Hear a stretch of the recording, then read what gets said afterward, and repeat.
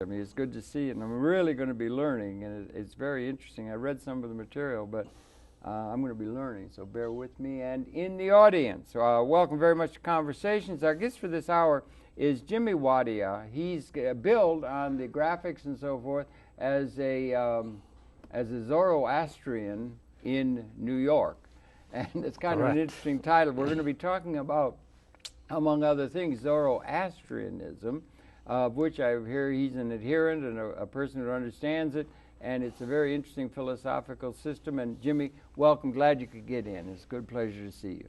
Hi, Harold. Thanks for having me on your show. My great good pleasure. I'm a proud supporter of public access TV since it presents certain topics like the one today on Zoroastrianism, which would be impossible on a commercial rating-driven channel. Thank you very much. You got a teleprompter to read from, right? I know. Very good. Thank you for that plug right at the outset. We all appreciate that very much.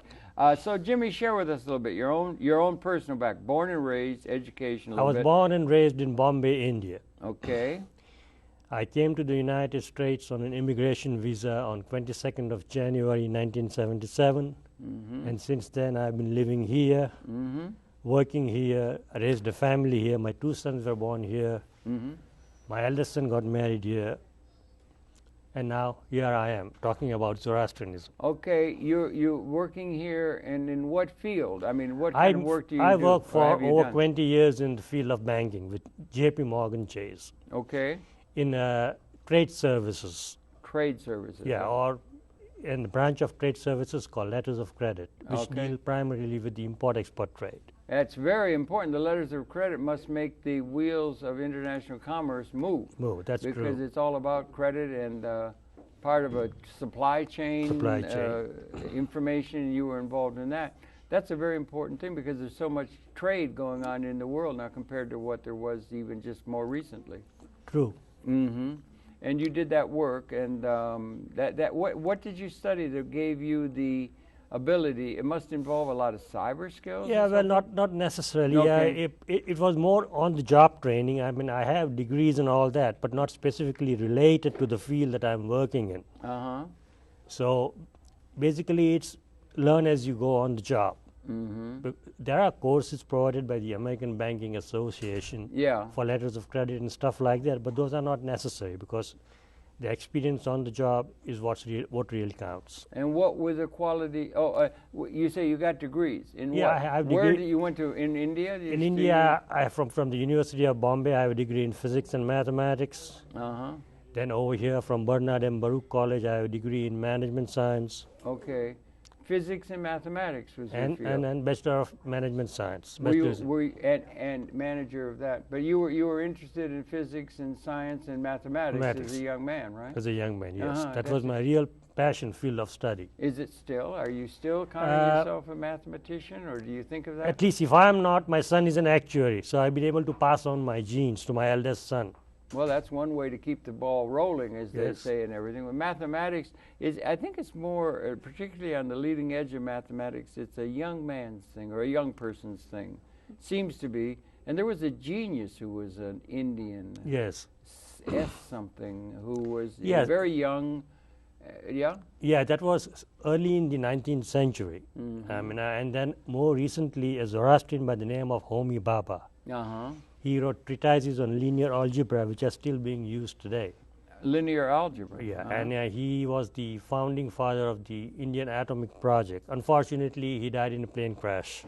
And in that same plane also died Neville Chamberlain, who was an up-and-coming Zoroastrian classical pianist. Neville Chamberlain. Yeah, Neville Chamberlain. Neville Chamberlain. The same name as the great. Prime Minister. Yeah, Neville Chamberlain. He had the same but name. He was a Zoroastrian. He was a Neville. Yeah, okay. And he was a budding concert pianist, and he was supposed to come to the United States for a recital, and two brilliant minds went in one crash. That was the most tragic. Zoroastrians. Two brilliant Zoroastrians. Yeah. So mathematics is your want, and then you learn. You could apply that in the work that you're doing with the letters of credit for J.P. Morgan. It's a very specialized field. Very specialized. You were there for you were in that career path for quite a while here. 20 years so. 20 years or so, yeah. and you had to keep track of that. And those are some of the unsung heroes that keep the supply chain of the world you can going. Say that. And it is. Does it give you any special understanding of things like Timothy Geithner, or the understanding of the economic problems that confront the world economy now? Because it all has to do with credit.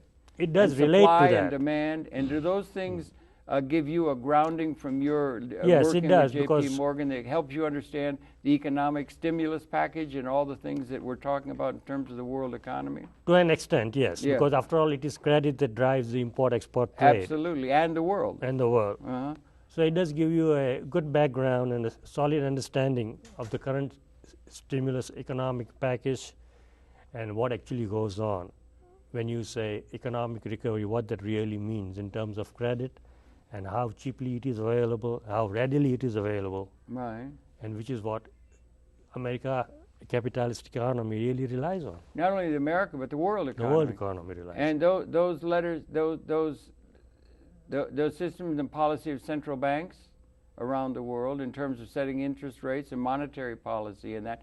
In your role as a person dealing with that for J.P. Morgan, letters of credit, were you involved then at that level of economic theory or understanding economic theory, or did it give you a way of understanding modern economics in the way that, and do you approve, as somebody with ability to understand the nuance and so forth, of what's taken place since September of 2008, when Mr. Paulson put his 3-page proposal in front of the Congress and all the executive branch of the United States, said we have to take unusual steps in order that we do not enter into a great, ugly, awful, down, Great Depression and so forth. Have you followed that? And did it give you better understanding of what's involved? Yes, it does. And are you encouraged by the result that we seem not to have gone over that abyss? My personal opinion would be that the results are in and that they are still at the fair category. They have not moved on to good as yet, because unemployment is still high. And unemployment is the key to any recovery, any economic recovery. Okay. If there are not enough people paying taxes, supporting themselves, you can extend all kinds of credit. But if there are no jobs being created with that credit, and the credit only goes to, let's say, the elite few who use the credit for market manipulation versus job creation, then we are still going to be stuck in that quagmire of bad credit, bad mortgages, and so forth. Okay, well, I just wondered whether or not it's mathematical. A lot of that econometrics and so forth is mathematically driven. I was just wondering about that. And that's what you dedicated a lot of your education and your youthful energy in terms of that. So I was just wondering if it did. You were born in Bombay, you say? Yes, I was born in Bombay. And in Bombay seems to be, and we want to talk, this program isn't saying Jimmy Wadia, letter of credit expert or something, is saying, Zoroastrian. By your statement when I talked to you on the telephone, Zoroastrian in New York. So we want to focus on Zoroastrian. Your Zoroastrian credentials and the religion and the spiritual view of Zoroastrianism, and maybe you could share with us. Maybe best let's be a primer. Share with us and the audience Zoroastrianism. As I understand, it was a religion very early in Mesopotamia, as I understand, and maybe you could take it from there. Give us a primer on Zoroastrianism, and we'll talk about it and then in some detail. At the onset, I would just kind of give you a disclaimer, so to speak, that I'm not a scholar on Zoroastrianism. Okay. I'm not from the priestly class either. So my point of view would be the point of view of a layman. Okay. But one well versed in Zoroastrianism and a true adherent. A true adherent. Adherent, yes. Okay, so it has great meaning personally to you because you are an adherent to Zoroastrianism. What is Zoroastrianism? I remember there was a book, Thus Spake Zarathustra. But I'm sorry. That was by Nietzsche. Nietzsche, yeah. But go ahead, share with us Zoroastrianism. Okay, very briefly, Zoroastrianism, while once the religion of the great Persian Empire of yore, is today seen as something quaint and esoteric, thanks unfortunately to the way it is practiced in the present time. It is readily perceived by the few non-Zoroastrians who even know about it as a dying religion, largely in part to the declining number of its followers. That's true fact, right? Which today are roughly around 145,000 to 150,000 spread all over the world. That's very few. Very few. If you compare the total world population to be 6 billion, that's not even a drop in the ocean. 6.5 billion, I think, now heading for 7, yeah. But okay, I understand. And there's now only a couple 100,000 in the whole world. That's about it. I wonder if we could begin historically. Yes, it is a very ancient, I've seen it on some of the Wikipedia things you sent me, perhaps linked to the first monotheistic view of the universe. Exactly. So maybe we could begin there. Yeah. Without reading. I mean, just talk. Okay. Just talk to me. All right. You want to read or something? Yeah, just briefly glance at it. Okay. Now, Zoroastrianism is the first recorded monotheistic religion to be entered in recorded history, which is based on the teachings and philosophies of Zoroaster, the religion's prophet and founder. And when is it dated to? Now, Zoroastrianism is believed to have been founded around the 6th to 8th centuries before the Christian era, BCE. Okay. But enters recorded history only during the Achaemenid Empire, the first empire that embraces Zoroastrianism as its guiding principle. And so you're saying 600 BC? Yes, that's way back. Yeah, between 600 and 800. Nobody is able to fix a clear date on the subject. Are we sure of the personage of Zoroaster? Is it a firm thing or is it a mythic? He was a prophet, a corporeal entity, just like Jesus, Moses, or Muhammad. Okay. He did exist in reality. He was married. He had children. And Zoroastrian simply means, in ancient Persia, a camel driver. Okay. So which is what he really was. He was a very humble person. Maybe camel drivers in that time were regarded as like Teamsters or airline pilots of their days. Yes, because entire commerce depended strictly on the camel. So maybe he had some importance trade-wise, but other than that, he was a very humble person of humble lineage, nothing priestly about him or nothing royal about him. And he said to have received revelations from Ahura Mazda. From what? Mazda. Ahura Mazda. Like the car. Yeah, well, Mazda like the car, but Ahura means, that means the Ahura Mazda is the creator of the universe. The creator of the universe. Yes, that would be like God. That would be like God. Yes. Okay. And Zoroaster is his prophet. Now you say it was the first monotheistic, recorded monotheistic religion, yes. Now we have the Judaic folk trace Abraham at Ur. Yes. Much before that. Now that also is so that was monotheistic, and they claim to be the beginning of monotheism. Now you're saying Zoroastrianism. In terms of recorded history, that is what it is supposed to be. Now, it might be that Judaism existed as a monotheistic religion before Zoroastrianism, but at least in terms of recorded history, it appears from historical records that Zoroastrianism is the first recorded monotheistic religion rather than the first monotheistic religion. And Zoroastrianism was in what is modern day Iran or Persia? Yeah, modern day Iran or Persia. Persia at that time comprised of huge swaths of land. Absolutely, huge. Turkmenistan, Tajikistan, Afghanistan. Right. And extending all the way into Europe also. And did they include under the Persian rubric, over to what is now Iraq, Mesopotamia? Yes, Iraq, Mesopotamia. The ancient city of where Abraham was, that kind of thing. It included all of that. Included all of that. And there was a major contact through the Persian Empire with the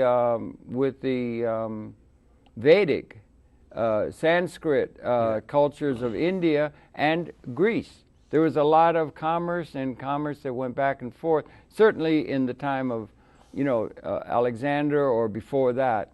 But you're talking now 800 to 600. Could I ask you something else that's come up in my reading that just comes up and everything? The idea of Mithra. Mithra, could you address yourself to that?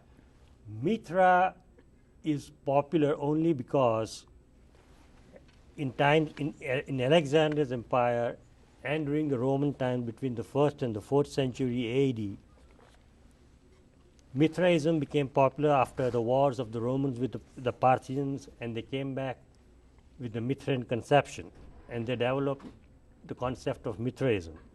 Mithraism is related to Zoroastrianism. Under Ahura Mazda, there are Ameshas, Pentas, or the bountiful ones, and then Yazatas, or those worthy of worship. And Mithra in Zoroastrian in the Zoroastrian liturgical context, Mithra is only a middle-ranking Yazata, someone worthy of worship. However, in the Western world, during Alexander and Roman times, this was taken way out of context, and Mithra was a deity unto itself, totally torn off the context of Zoroastrianism. For whatever reason, I mean, it was appealing, or somebody promoted it aggressively, we do not know. But as far as the Zoroastrian liturgical context is concerned, Mithra is one more Yazata, or a person worthy of worship. Okay, I've talked with a number of people, including scholars and so forth, who said that Mithra was a person. No, he was never. Well, I've talked to scholars who said they were, and that there's evidence of that. And also that not only was he a person, but that there was a Mithraism predated Abraham in the area of Ur, and that it was the first monotheistic religion, and that it was in what is current day Iraq, and that it goes back something like 2,000 years. And Mithra was there, and that it mimics almost exactly the Christian story. Born on the 25th of December, they had a virgin birth. The things follow practically exactly the liturgy or the structure of the Christian faith, but more importantly, that it was very, very ancient and very much part and came from Mesopotamia, and as far back as 2000 BC. Now, that doesn't comport with what you think? No. Now, okay. I've had scholars readings. who say that. I have had extensive readings from scholars, from historians. Yeah. Mithraism basically is a concept. It is the word Mitra, which is a Sanskrit word meaning to born or to cause to born. Mm-hmm. And that's what Mitra originally means. And as far as I know, I have not read any literature to indicate that he was a corporeal entity like Zarathustra or Jesus or Moses or Muhammad. Okay. It was only a divine concept. Mm-hmm. So in my extensive readings, I have not come across any such references to Mitra being an actual person and propagating a religion on its own. As far back as 2000 BC. I have not come across that in my readings. Oh, okay. I'll send you a chapter. I mean, people who do that. And so when you're saying it's quite enough, if I may, in terms of the world, and this serves the area of Iran, which is modern-day Iran, as well as the Zoroastrian faith, was born there, I think, or in that part of the world, in what is modern-day Iran. We're all interested in Iran these days and so forth. But you said from the reading from your there that it was the first recorded, as you put it, monotheistic religion. Now, I do believe that the Judaic representatives of the World Society would claim that they were the first monotheistic religion. Christianity and Islam are of the book that was written by the Judaic experience, Abraham and Ur and so forth. And I don't quite understand how Zoroastrianism, if it's 800 BC, could predate Abraham and the beginnings of the Judaic experience in terms of their claim to being the first monotheistic religion in recorded history. Or could you straighten that out? That is an ongoing debate. Okay. With a lot of proponents and opponents. The main problem lies with the fact that it is absolutely impossible to predate the existence of Zarathustra and therefore of Zoroastrianism. How do we get the 800 to 600 now, date? This is roughly the best known or best guesstimate of between the 6th and the 8th centuries BC of the existence of Zarathustra. Because at that time, perhaps writing was not as common and dissemination of knowledge was not as prolific as it might have been during the later years of Christianity and Islam. Yeah. And that is the best guesstimate one can ever have. But that is a source of contention and a source of ongoing debate, which in my opinion is not worth it, because it takes away the essence of Zoroastrianism from a merely, instead of merely chronologically focusing on who came first. Well, the thing that I was looking at is the concept of from pantheism, which was very widely used in the ancient, believed in the ancient world, worshiping stones and rocks and trees and whatnot, animals and that sort of thing, to where there was a one God, and there was a monotheistic association of all of them. Seems to me to be a major alteration in the spiritual perception of humanity. And it says in your first sentence it was the oldest. There would be others who would say they were older in that. And I would not you don't think that matters? No, I don't think it matters at all. Okay. Quite honestly, there are so many few people who even know about Zoroastrianism. It's the purview strictly of scholars.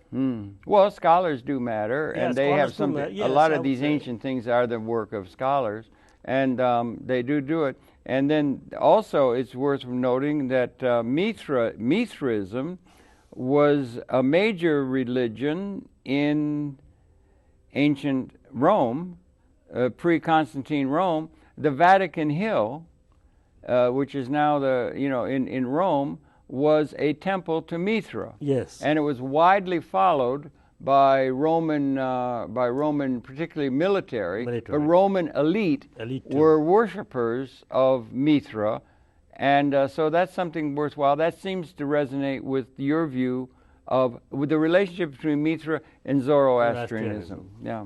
Now, from all my readings, Mithra is not a corporeal entity. Now, as you said, you might be right. I don't know. There are scholars who claim that Mithra was a corporeal entity, just like Zarathustra, in which case that would take on a whole new different dimension. Yeah, that's what I suggested in the reading that I've seen. But as far as I'm concerned, Mithra is just a divine concept and just a deity in the Zoroastrian pantheon. Well, if you want to have Zoroastrianism to be the major religion, and I'm sorry, I can't help but think that the first monotheistic religion is not a small matter. That you're bringing together a view of a scholar, of scholarly concern. I mean, that's a major thing. And if Mithra was there before Abraham, and Zoroastrian was there after Abraham, you would want somehow not to have Mithra be seen in those kind of terms, because he was seen as monotheistic in his bringing spiritual understanding pre-Abraham Do you understand what I'm saying? I know. I know what you're trying to get at. Yeah. Now, that might be the contention of quite a few scholars, but as far as modern thinking goes... Your modern thinking. Okay, all right, my modern thinking. Not necessarily my interpretation, but the thinking of modern scholars of a lot of them, lot of them, yeah, that they fail to understand the concept of Mithra as a corporeal entity. Okay.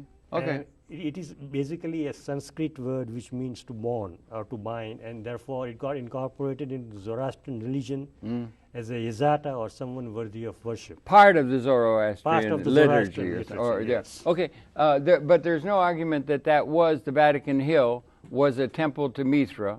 That is Mithraism. True. Yes. And that it was a major religion that was celebrated by major elite segments of, let's say, 1st century, 2nd century, into 3rd century pre-Constantine Rome. And you would find the elite.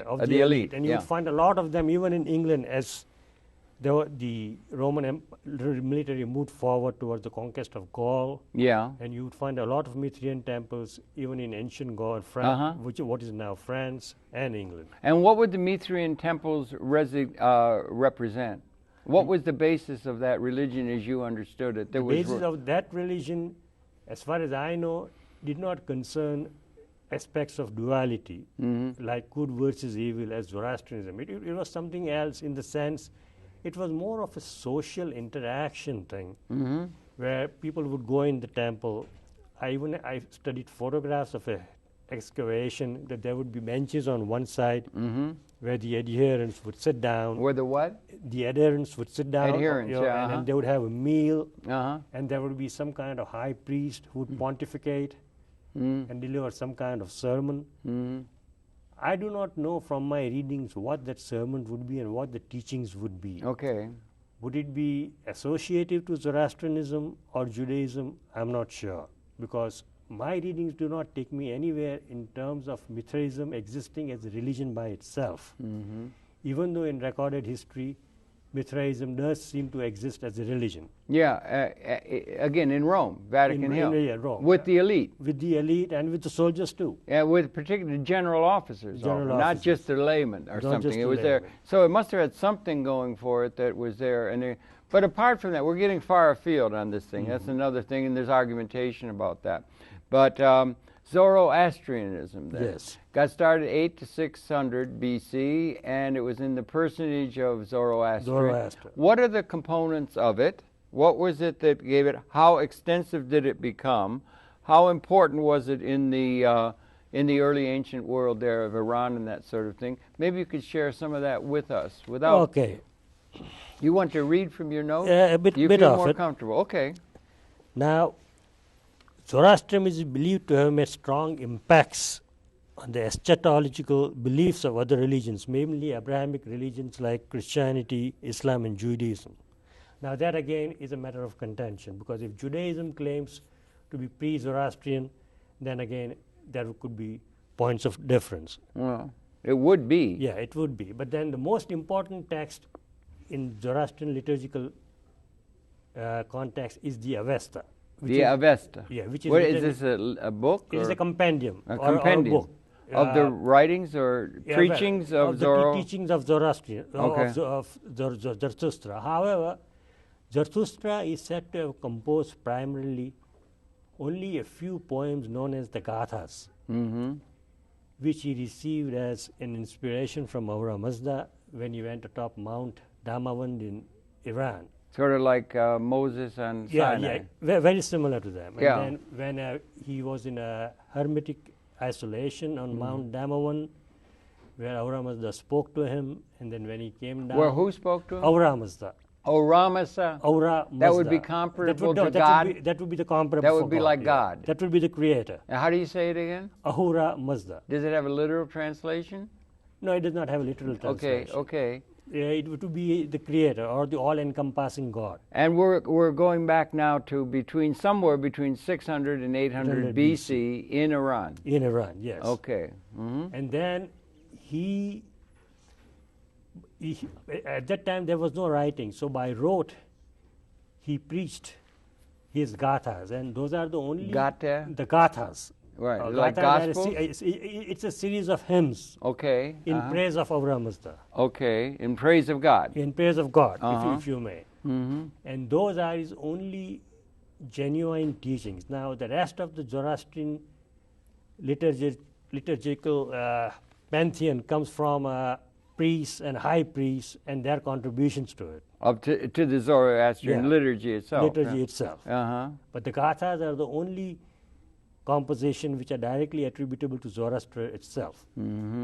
That would be like the words of Jesus. That would be like the words of Jesus. Yeah, Jefferson went and clipped out a Bible where he only brought the words of Jesus and none of the comment on the other people, because it's a kind of orthodoxy or something like that, supposed to develop. So how widespread did it become? Were there early leaders of it? How did it relate to the political, secular structure of the society? The first Persian empire to embrace Zoroastrianism was the Achaemenid Empire. Okay, that is from when to when, or more or less? More or less after 800 BC. After 800? Yeah, 800 BC and before pre-Alexander. That's 300 BC. Yeah, almost. And then after that, there was the Arsacid Empire. Okay. And that was Zoroastrian? Yeah, that was also. Now, the individual kings may not have embraced Zoroastrianism, but it was widely believed that Zoroastrianism was the form of religious currency not only in Persia, but in all the conquered lands of Persia. Okay, go up to Bactria, or what is Afghanistan? And Afghanistan, Turkmenistan. And that would have been of Cyrus or of Darius? Darius and Cyrus come later in the Sassanid period, if I'm not mistaken. Okay, was it Zoroastrianism holding then yes, as a faith? Zoroastrianism really flourished under Darius I and later on in Cyrus. In fact, Cyrus is the only non-Jew to have ever been mentioned in the Talmud. Okay, really? Yes, really? Because he was Cyrus that encountered Cyrus the Great, Alexander? No, the person who encountered Alexander was Xerxes. Okay, Xerxes, right. Yes. But Cyrus came after that, and then when he conquered Babylonia in 539 BC. 539 BC, yeah. Okay, He allowed the Jews to return back to Babylon. Okay. So in gratitude of what Cyrus did for them, he is the only non-Jew with any mention at all in the Talmud. I'll be darned. Okay, that's interesting. And so this was a major religious underpinning to the Persian or the Iranian culture. Yes, you could say that. And it was a founding one. It was a founding one, yes. Okay, and it was in place. Did it stay in, it stayed in place and it grew greatly? Was it universally accepted by the people there? Was the uniting element of what was to become the Persian empires and so forth? How important was it in centripetal force? It was important mainly in Asia Minor. Asia Minor, yes. Turkey and all the surrounding provinces. It moved to there. Yeah. And when did it move to there? From a gradual progression beginning from 600 to 800 BC onwards. Okay. But now, the aspect of Zoroastrianism that is popular in the West was Mithraism, which took on a life of its own. Okay. So Zoroastrianism per se was never popular in Western literature. In fact, the earliest mention of Zoroastrianism is by an Italian scholar somewhere in 1634. That is the first recorded Western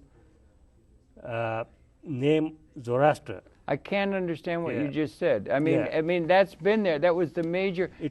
So Herodotus or the early historians, the Iliad, the Odyssey, and the fighting of the Persian Empire, Zoroastrianism was not relevant to that cultural exchange between. You understand what I'm saying? It would have had to have been if it was the religious or spiritual underpinning to the Persian Empire. It would have had to have been known to the people who were encountering it. It would seem to me. Yes, if you're saying 1700, that's just yesterday. Yeah, that was. But in terms of, and now the Oxford Language Dictionary. Okay, yeah, it's a pretty good source. Tries to pinpoint when was the first word used. Yeah, right. And the etymology. Yeah. In Western literature, they could not come up with anything other than 1634. When it was first used by an Italian scholar. Okay. So, I mean, if this is getting really technical. No, not so technical. It's really the thing. What would be if there were writers of that period? Let's say the Persian Wars or Thucydides or early thing. What would they have called the spiritual tradition of the Persian Empire of Xerxes or Cyrus or whatever? What would they have called the religion? They would have called it is Mazdaism. Mazdaism. Now, what is that? That's another thing. That's not Mithraism. No, nothing to do. Aura Mazda. So Mazda is Mazda. And Yasna means worship. So you combine the two words Mazda and Yasna. That is what Zoroastrians call their own religion. They do not call it Zoroastrianism, which is strictly a Western connotation. That's interesting in itself. So they would have called it Mazdaism? Mazdaism. That's a mouthful, isn't it? How do you say it? Mazdaism. Mazdaism. Mazdaism. Mazda. It's derived from the word Aura Mazda. The word Mazda and the suffix is Yasna, meaning worship. It's Mazda, not Mazda. Yeah, Mazda or Mazda, depends who is speaking it. Because we can remember the automobile, the Mazda. Okay, that's in the modern lexicon. So you can say Mazda. Is that where they got the name for that automobile, do you know? It might have been so. So the Zoroastrian didn't work. Yeah, in terms of, strictly if you trace it in terms of Western literature, when did the first reference to Zoroastrianism ever appear? It seems to have been 1634. Well, later on, under that name. Under that name. Now, as you said, that ancient Greek scholars, particularly those during Alexander's time, would have very well known about Zoroastrianism, but perhaps they would have called it Mazdaism. Mazdaism. Did they use that term in the writings of the there is wars? No recorded knowledge. No reference to no the reference to it. Oh, no they were reference fighting to a that. major war, major confrontation to all those things, and they were fighting a great empire, Persia, and they had no reference in any of the literature to the spiritual traditions of apparently the period. Not. Okay, it because seems a little odd. known. Seems odd, does it not? It does seem odd. Okay. Now there may be reasons for that. Alexander is said to have destroyed the great Zoroastrian library at Persepolis. Okay, Persepolis is also said, yeah. Which contained the great library of Zoroastrian text and literature. Really, it had. Yes, and now that also is in doubt whether there really was a library. But let's assume if there was one, a majority of the text was destroyed, and whatever filters down from that point onwards is strictly the memory of the individual Zoroastrian priests. Well, we don't. Herodotus and some of our ancient historians and so forth did not have reference to the spiritual traditions that motivated the Persian Empire, or solidified it, or did they think only in terms of No, they thought only in secular, monetary Yeah. armies? They didn't think of the spiritual or cultural tradition? They were more interested in promoting the policies of Alexander and his greatness. Well, yeah. Persia was seen as an enemy. Sure. And at one time it was a very deadly enemy who almost crushed Athens during the Hellenic Wars and all this. Yes, they attacked. They attacked. Across the great, the 300. The great pass, the 300, yes. Yeah, or all that. So, but I would have thought there would have been some concern. If the enemy's at the gate and you've got an enemy a long time, over a long period of time, there would have been some interest in what there was about the enemy's culture that gave them a unique view of things other than just what, geopolitics or trade or who's got the most wheat. If there they would have had was- some thought to that, it would seem to if me. there is no recorded evidence. Okay. That there is no reference which the Oxford English Dictionary or any of those societies can conclusively come upon and say, yes, Zoroastrianism is mentioned by Herodotus or so-and-so at this particular point in time. Is Zoroastrianism was a grounding principle for the cultural development or the religious, spiritual tradition of the Persian area, Persian Empire, ancient Persian Empire? Is it still revered? Or what is its relationship to the more modern era, where we think in terms, we still talk of Jesus and St. Paul and all of this kind of thing, and the Jews talk about Moses, and they've got a cultural heritage. Is it still part of the Iranian memory and the history that they teach the children and so forth when they go back to those periods? And how do they deal with it now that it's all Islamic? Of course, Zoroastrianism is a minority in Iran. It is a minority. Yeah. Is the it main religion of Iran is Shia Muslim.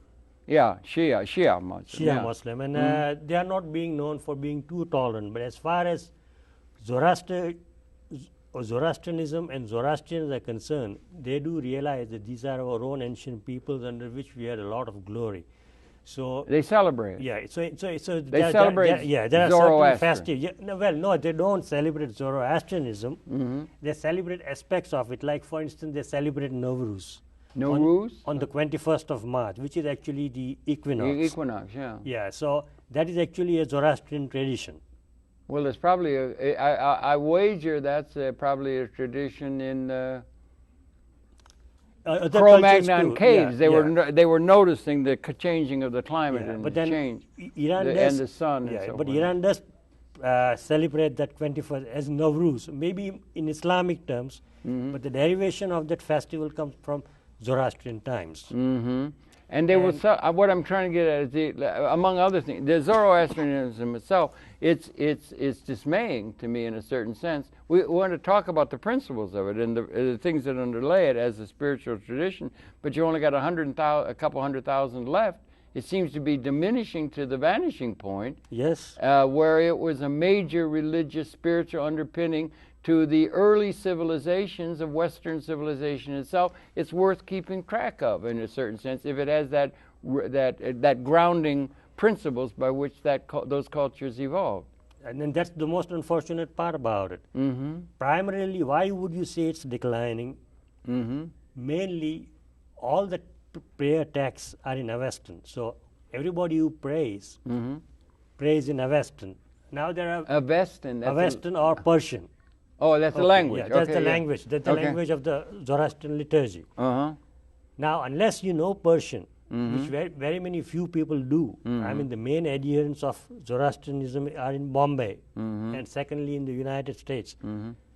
Hardly ever, other than merely a fragmentary 1% may know Persian, and even that Persian may not be enough to understand the text. Why have so many left the place where this evolved? Was it because of persecution that they went to Bombay? Primarily, it was because of persecution, yes. There was persecution under Islam? Persecution under Islam, yes. Under Islam? Yes, under Islam there was a lot of persecution. The Zoroastrians were taunted.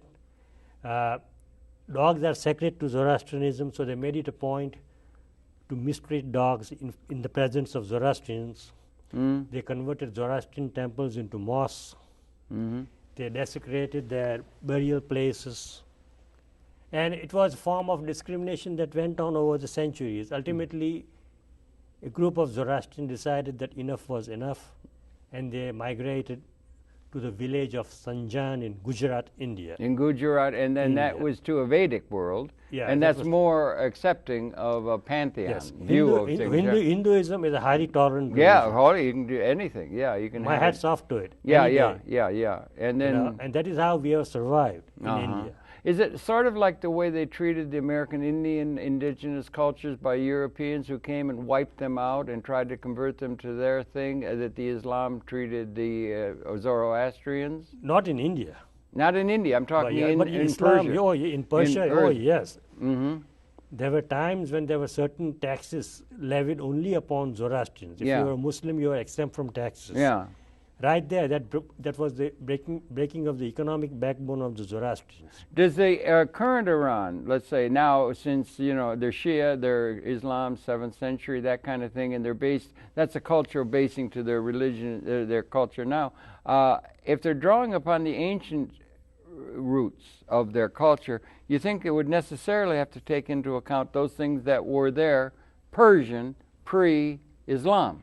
As part of their historical development, like we would ourselves if we were doing that. You understand what I'm saying? And why do they not celebrate that as part of the Iranian presence or the Iranian identity? Or if they don't celebrate part of it as the Iranian identity, but the Islamic religion, by its very nature, is very cloistered and does not accept of foreign elements primarily.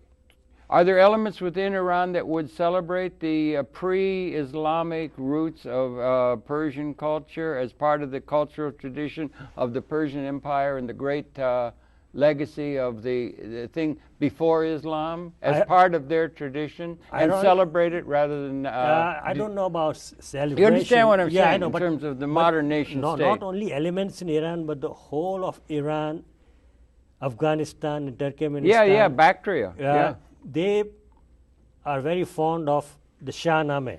What's that? That's an epic poem, like Homer's Iliad. But much, much longer. Right. Written by the poet Firdausi around 1000 AD.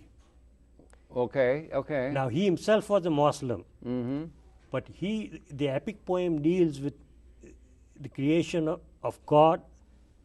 It runs through the entire Persian empires, the Zoroastrian religion, right up to the point of conquest in the 7th century by Muslims. I see, okay. Well, that's a large part of their history, and it roots them because that's the cradle of civilization in the West, is there and so forth. And Firdausi himself, being a Muslim, describes the advent of the Arab armies as the armies of darkness. So that ties into Zoroastrian. It's so damned interesting. Some of the principles, they have strong things of good and evil. The Zoroastrian. Some of the things that distinguishes the Zoroastrian faith, let's just say, from the run-of-the-mill Christian, Judaic, Zoroastrianism essentially... Is it tied into Baha'i? No, Baha'i okay. is a totally separate religion and a very modern religion. Sorry I brought it up. No, that's okay. Proceed. That's We got fine. a few minutes. That's fine. Yeah. What distinguishes Zoroastrianism as it hangs on in the world today? It's primarily about duality between between good and evil. Okay. I mean, if you boil down Zoroastrianism to its bare essence, there is nothing good, nothing better than to say that it's a continuous conflict between the good and the evil. Dialectic. And it requires the active participation of the individual. Individualism So it is requires, celebrated? Not individualism per se, but it requires the active participation of the individual, and he must consistently fight good versus evil within himself. Within himself. Yeah. Well, that's like jihad in the Islamic. That's a spiritual thing. Yeah. Jihad is a war on others. No. But primarily, jihad is a matter of a spiritual thing, fighting the good against the evil within the human personality. It's a spiritual quest. It's a spiritual thing. Unfortunately, extremists have given it a whole new meaning. Oh, that's another thing That's when they another fight. thing. But because the Islam does not say turn the other cheek. They will fight back if they're persecuted. No, but in Zoroastrianism, you do not have any such sayings of not turning back the other cheek. Were they pacifists? Were they along the Christian they were line? very much pacifist, and they insisted that good versus evil requires active participation. Active participation. And therefore, that rules out any kind of monasticism or mysticism. Therefore, you will never find... Any kind of monasticism? Yeah. Therefore, you will never find a Zoroastrian monastery. Monastery. Yeah, monastery. There is no priest, such thing. Priest, not a priestly class. No, there are priests. There was hierarchy. There are hierarchies, but there is no such thing as a monastery. Never, because it requires the active participation of the individual. Okay. Unlike Christianity and Judaism, where you have individual groups of monks living hermit-like in isolated places. In some parts of it, that's part of the overall but then Christianity. Zoroastrianism requires individual participation of each and every member who adheres to the faith, and therefore there is no room in Zoroastrianism for asceticism or mysticism. Asceticism or mysticism. Or mysticism. Yeah, mysticism. Okay. But it's also monotheistic. It's also monotheistic. It's Mazda. There's no more to it. Arama Mazda or something. Arama is that? Ahura Mazda. Ahuruma Mazda. Is comparable to what is called God in the Judeo-Christian tradition. Judeo-Christian tradition. Okay, and that would be comparable to Yahweh. Yeah, Yahweh. And is there a book like there was the Torah for the Judaic tradition? The Avesta. Avesta. You said that earlier. Avesta is the book. And what happened is that after 7th century, then they were persecuted by Islam. Islam, yes. And they were they militaristic? They were. The Persian Empire was very militaristic, so they must have been ginning up a lot of sense of self-righteous attack of the other, like the Greeks. They were attacking Greece and so forth. But by that time, after the decline using the spiritual tradition for some nationalistic purpose. No, they could not, because once they did. They had nationalistic ambitions and imperial ambitions. But they could not carry them out, because after the disappearance of Zoroastrianism, Persia was no longer a viable military power. Persia became Iran, so to speak. Wait a minute. At the end, with the dissipation of the Zoroastrian religion, they lost their empire. They gradually lost their empire. So that means during the growing of the empire, it was under something that had to do with what was to be called Zoroastrianism, and it was a spiritual tradition that you've been laying out the groundwork for, very ancient and so forth. But under that spiritual tradition, utilized by their PR campaigns of the time and so forth, they convinced the people that they had to get up sword and go and fight and kill other people and build an empire. That is true. So that apparently they were not totally pacifist. Well, let's say just. You understand what I'm saying? Now, even Solomon is considered the wise in Judaic literature. Yes. But he wasn't a pacifist in the sense that he also had many wars to do. No, I recognize that. So when you say pacifist in terms of what do you do with peoples after you conquer them? Are you going to be like Genghis Khan and simply rape all the women and kill horrible what happened in Babylon. So, I mean, what happened in China. Or in China also, So, so that's where the pacifism comes in, if you may. No, I'm not saying that necessarily pacifist. They were. So in terms of governance of occupied territories. So if you have good and evil, then you can gin up the sense that you represent good. Good, yes. That's what people do. We in the United States think we're good. We are good. And the other guy is bad. The Vietnamese are bad, or the Germans are bad, or whatever. Or communism is bad. Yeah, or communism, or whatever. That's the way politics works. I suppose it did in the ancient world as well. They will utilize the spiritual tradition they would utilize the spiritual basis for military purposes. For military or aggrandizement of their empire. Yeah. But after that, and that's what really counts. I mean, once you have conquered peoples, like Cyrus, he allowed the Jews to return to Babylon. That was good. That's good. So I mean, that kind of thing. Acts of charity like that, and the general administration of the provinces, the structural basis of the empire, the levy of taxes, the promotion of culture, tolerance of other peoples. In all of these things, Zoroastrianism is unsurpassed. Oh, in terms they were good administrators Very of an good empire. Administrators. By the principles that maintained. Once they did the conquer. And very benevolent rulers. Yeah. They had and that was, maybe it's too bad that there's so few in the world now, if they were such good administrators and had such a thing, but it was overturned by that. There's a language, Dari. Don't know if it's the same language that's up in Afghanistan or not. Now, the Dari of Afghanistan is different from the Dari of Iran, but these are modern day languages. The real language as spoken in Iran was Pahlavi. How do you say? Pahlavi. Pahlavi. Yeah, Pahlavi. Okay. And in fact, Avestan, in which the language in which the Avesta is written, was also widely spoken during the Zoroastrian times per se. Was that an Indo-European language? Is that tied to Sanskrit? You can say Greek? It is an Indo-European language because there are various references to Mitra also in Sanskrit. Okay. In the Rig Veda. Yes, there in the Rig Veda. In the Rig Veda. Yeah. Okay. In fact, the Iranian and Indian people at one time were one and the same. And whatever is known or not recorded, they separated. One branch went to India, and they became a form of Hinduism, and the branch that remained in Iran became Zoroastrians. Okay, that's interesting. The Gilgamesh, the myth of, the saga of Gilgamesh is a very ancient saga. Yes. And was that in any way tied to Zoroastrian, or would it be, or do you happen to know? I don't know. As far as I know, it is a very compelling account, but not really relating to Zoroastrianism in particular. Not, okay. No. Yeah, it was more in a historical context than in a religious context. You have great numbers of people of great esteem in the world. Mr. Tata, a great industrialist of India, is apparently Zoroastrian. And there's other people that are still, if this relatively small community, of which you're one, small group, 120 or 150,000 out of 6.5 billion people, very small, with a rich tradition. It goes back beyond, in a certain sense, historically. So you must feel a little isolated, and yet you hold on to that yourself. You're being besieged as a religious system in the world by the forces of modernism and so forth, or what do you think? But there are many people of the Zoroastrian faith that have contributed mightily to the literature and the culture of the world, have they not? Now, as far as I'm concerned, there are no enemies of Zoroastrianism today. No enemies? No enemies. How come there's so few? Why aren't you out making more babies? That is because the enemies of Zoroastrians are Zoroastrians themselves. Ah.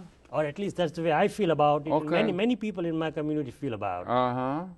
Now, as a means of propagating the religion primarily among people who are Zoroastrians, let's say, why not develop a small text? Now, for instance, this is the common book of prayer. It's called the Khorde Avesta or the Little Avesta. I don't know if we can show it or not. I don't know if we got a chance. We're coming right to the end. This is the Khorde Avesta, if you can come in Roman script. In Roman script. Now, this is a transliteration, not a translation. I don't know where we can show it. Can you come in here? They're hard to get to it.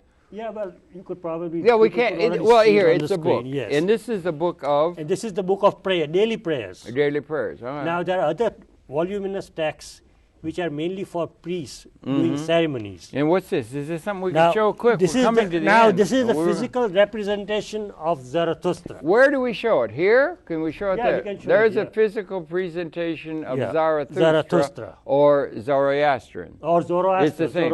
This is Zoroaster, the prophet. Yeah, that was Nietzsche, Okay. And so what else? You got a... And then we have what is known as the Farvashi or the Ashur Farohar. Okay. This is the symbol, if you may. That's a very handsome symbol. Can you come in there? That is the symbol of Zoroastrianism. That would be up on the top of a flagpole. Yeah, this is synonymous with the Christian cross. Ah, yeah, right. If you say, who is a Zoroastrianism, what kind of symbolism do you have? This is the symbolism or the Ashur Farohar. Okay, well that's so interesting. And there are other symbolisms too, for instance. Okay, oh, you brought a couple. Let's do it quick. We only got a couple minutes. We should have been talking about this. Yeah, this is here. The bull. That looks very Persepolis to me. Yeah, that is Persepolis, from the library of Persepolis. Where is the camera? Here's the camera. Can you come in? We got the two. These are we got them both on there. There, we got them both. Now, you got them separated. Yeah. Well, there are two bulls facing each other. I see, like this, right? This is so you hold that one, I'll hold this one. And this makes me think of Persepolis for sure. This is the real Persepolis. And that was the place, okay. That was the place from which these inscriptions were taken. Okay, well listen, one of the problems is in terms of everything is we run out of time. It's such an interesting subject. It's grounding stuff in terms of the country of Iran, which is a major geopolitical place of interest to all the world now. Mr. Ahmadinejad is going to be coming here to address the General Assembly again and so forth. Zoroastrianism is something that you hang on with. You've got your few people that are there, many illustrious people, not the least of which is the Wadia family. Your own family. Yes. Many people of the Wadia family in Bombay and so forth are prominent, and there are many more that we could do. We could note, but it's a very interesting religion, a foundational religion to the Persian culture. It should be understood better by the Persians and by ourselves, I would think. Yeah, the Zoroastrians who migrated to India are known as Parsis. Parsis, yeah. Yeah. Parsi in Sanskrit simply means a giver of alms. A giver of alms? Alms to the poor. Alms to the poor, okay. And there's a strong sense of justice within No, there's a strong sense of charity. And we are we are a very charitable people. I mean, we have numerous institutions dedicated for the betterment of mankind for Parsi and non-Parsi alone. And it's held since the days of... in a sense. Yeah, you can say it might do, it goes back. Yeah, it should be better understood, and it maybe should be encouraged and understood by people in the West and in all of the world better. And you help to do that here in a major way, for which I thank you and for putting up with my major ignorance. But it's an inherently interesting question. And Jimmy Wadia, thank you very much for participating. Thank you very much. And I would like to say a few more words. Go ahead. We got to keep talking out. They'll be putting the graphics about the nature of Zoroastrianism today. Okay. Maybe we can have text translated into English. Yeah. So that people can understand what they're praying about. Yes. Now, children of Parsi fathers are admitted into the faith, but Parsi women who marry outside the community are not. That's odd. Yeah. So maybe they should be admitted into the faith as well. And institutions opened up to Parsi women also who are married outside the faith. Translate Sojourner Truth to Parsi. Yeah, and if someone if someone of their own free will and accord wants to be a Zoroastrian, there should be nothing wrong with it. Well, why is there something wrong with it? Yeah, because I don't see what's wrong with it. Because we are not supposed to proselytize. You're not supposed. Oh, that's part of your tradition. But then proselytizing is creating missionaries. Proselytizing is creating missionaries. I see. You talk about trying to get people in. Okay, so we don't do that. It's okay for you to come on television. But if you come off why don't you come and start a program here about that religion, Zoroastrianism?